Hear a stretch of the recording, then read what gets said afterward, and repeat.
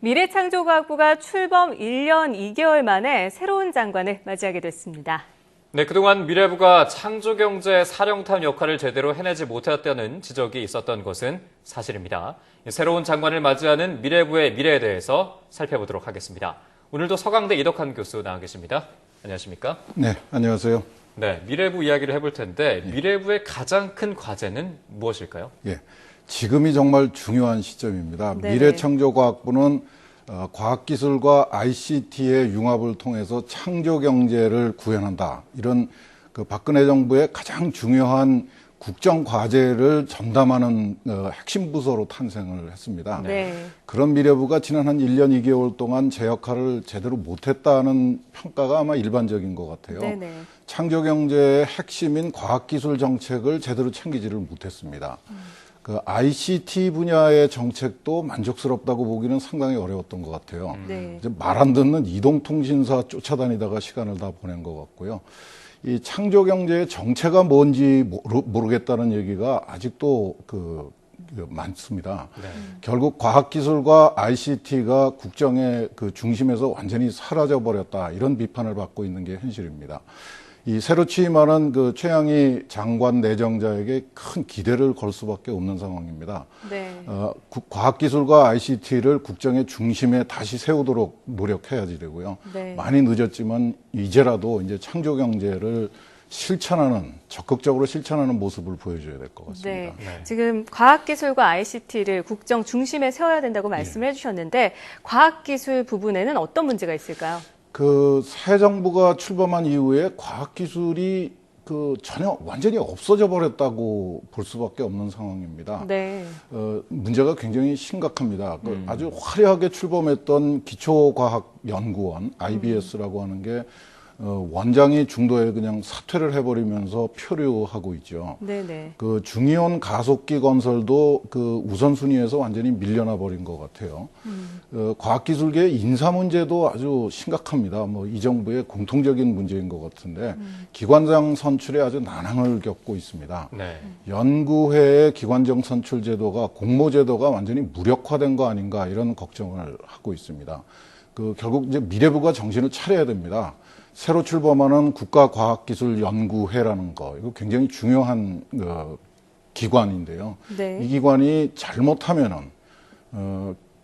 기관장 선임위원구회로 전락해버릴 수도 있는 아주 상당히 위험한 상황입니다. 네. 무엇보다도 중요한 게 이제 국가연구개발 사업을 적극적으로 이 기획하고 운영하는 모습을 보여줘야 되는 게 그게 지금 가장 시급한 과제입니다. 네.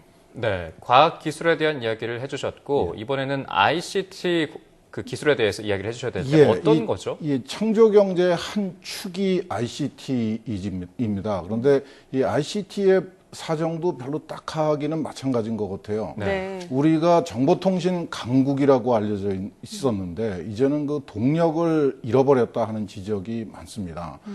ICT가 중요하다는 목소리는 있는데 정작 이 정보통신 강국의 꿈을 되살리기 위한 현실적인 노력이 무엇이고 방안이 무엇인가 하는 것이 분명하지가 않습니다. 네. 소프트웨어 인력을 양성해야 된다. 이게 아마 지난 1년 동안 우리가 들었던 이야기의 전부인 것 같아요. 실제로 미래부가 이 초중등학교에서 소프트웨어 교육을 시켜야 된다고 교육부에 쫓아가서 아마 사정을 하고 있는 것 같습니다. 네. 아까도 말씀드렸다시피 말썽꾸러기로 전락해버린 이동통신사 쫓아다니는 것도 이게 참 안타깝고요. 네. 이 공정방송에 대한 인식도 상당히 흔들린 것 같습니다.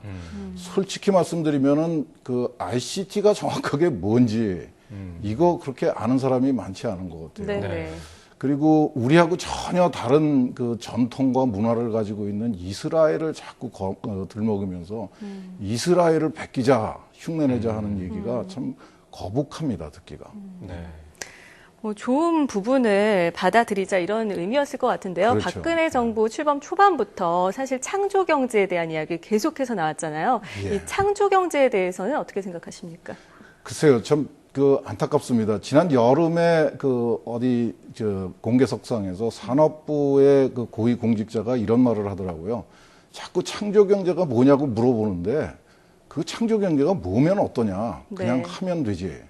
그래서 그 당시에는 참 황당하고 어처구니 없는 발언이라고 생각을 했어요. 근데 지금은 이제 그 말을 좀 곱씹어 봐야 될 것 같습니다. 이 창조 경제가 정확하게 무엇인지 정말 학술적으로, 제도적으로, 정치적으로 어떤 의미를 가지고 있는 건가에 대해서는 포기를 해야 될 것 같습니다. 이제 네. 1년 매달렸으면 된 것 같고요. 그저 창조 경제라는 것이 박근혜 정부가 지향하는, 박근혜 정부가 달성하고 싶어하는 경제 정책의 목표를 그냥 멋있는 수사학적으로 멋있게 표현한 말이다. 이렇게 여기는 게 더 좋을 것 같고요. 그 창조 경제가 무엇이든지 간에 그 우리나라의 경제는 과학기술하고 ICT를 두 축으로 해서 발전할 수밖에 없습니다. 그러니까 과학기술과 ICT를 강조하는 과학기술과 ICT가 이 국정의 중심에 서는 그 시스템을 만드는 게 창조경제다. 이렇게 그 편하게 생각하고 이 미래부에 새로 취임하는 장관께서 이 좀 단도리를 제대로 좀 해주셨으면 이런 게 꿈입니다. 네, 말씀하신 대로 이제 미래부에 이제 차기 내정자로 거론되고 있는 최양희 내정자에 대한 이야기를 해볼 텐데요. 어떻게 생각하십니까? 저는 뭐 개인적으로는 친분이 전혀 없습니다. 근데 네. 그동안에 이제 언론에 보도된 내용을 보면은 이 최근에 특히 저 박근혜 정부의 2기 내각에 추천된 인사 중에는 아마 가장 그 좋은 인물이 아닌가 싶습니다. 우선 국가 연구개발 사업에 대해서도 풍부한 경험을 가지고 있는 것 같고 출연연에서도 상당히 오랜 근무 경험을 가지고 있고요. 네. 민간이나 대학에서도 경험도 풍부한 것 같아요. 특히 네네. 그리고 산업부, 이 미래부하고 산업부의 관계는 참 그 골치 아픈 관계입니다. 아주 미묘한 관계인데 이번에 최양희 장관 내정자는 아마 그 산업부하고 굉장히 긴밀하게 협조를 할 수 있는 그런 관계를 가질 것 같습니다. 그런 면에서 상당히 큰 기대를 하고 있고요. 다만 이 기초과학 분야에 대해서는 좀 더 많은 신경을 써줬으면 하는 그 관심을 기대를 해봅니다. 또 ICT냐? 지금 뭐 미래부도 그렇고 청와대도 그렇고 전부 ICT 전문가들이 그 진을 치고 있습니다. 그래서 그 기초과학 분야에 그 희망 사항이 상당히 많다. 기초과학 분야에서 미래부에 바라는 사항이 많다 하는 거를 좀 그 유념해 주셨으면 하는 바람이고요. 뭐 요즘 다 아시다시피 요새 뭐 인사청문회가 아주 골치 아픕니다. 그렇습니다. 네네. 이 인사청문회를 잘 넘어가 주시기를 간곡하게 바라겠습니다. 네. 네, 기대하는 바가 많으신 것 같은데요. 서강대 이덕환 교수와 함께 새 장관을 맞이하는 미래창조과학부의 미래에 대해서 이야기를 나눠봤습니다. 오늘 말씀 고맙습니다. 예.